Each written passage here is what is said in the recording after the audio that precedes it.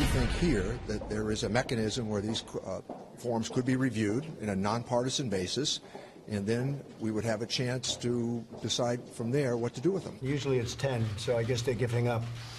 Now, we're under audit, despite what people said, and we're working that out. House Democrats setting up a battle with the White House as they demand 6 years of President Trump's tax returns. One of the president's lawyers calls this a gross abuse of power. So what happens next? Joining us now to discuss is President of Americans for Tax Reform, Grover Norquist. Grover, good morning. Thanks for being here. He won an election without releasing his tax returns. Mueller's report is done. They have to turn to something else. Now they're saying we need to see these tax returns. No. Remember when Richard Nixon wanted to have the head of the IRS look at the tax returns of his enemies list? The answer was no. We should not be violating anybody's privacy. And the idea that the Democrats want to look at these tax returns, there's no particular reason for that. But add to that, the reason they want to talk about Trump's tax returns is they don't want to talk about your tax returns. The Democrats are putting together a series of tax increase proposals. They've been campaigning on raising taxes on energy, gasoline taxes, taxes on electricity, more taxes on your income, on your wages, on products that you buy.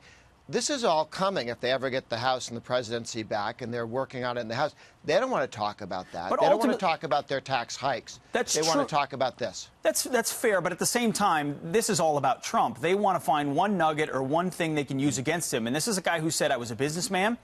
The tax code is what it is. I've used it to my advantage because I want to pay as little taxes as possible because I'd like to keep my money. So this is really about continuing attacks on the president. Well, it's not only the president, it's every small businessman in America who thinks someday I might run for office because self-employed people, proprietorships, subchapter S corporations, your personal taxes and your business taxes are the same thing. It's the same write-up that you put in. So when they say, oh, we want to look at your business or your, they are just opening you up and gutting you like a fish. If all you did was become a professor and have elected jobs in government, you have pretty boring tax returns. But if you've been in the private sector, the tax returns get complicated. Make one error, they'll say you're a crook. That's a great point, a big differentiation there. Well, Bernie Sanders, who wants to be president, has yet to release his tax returns. He was asked about it. Watch.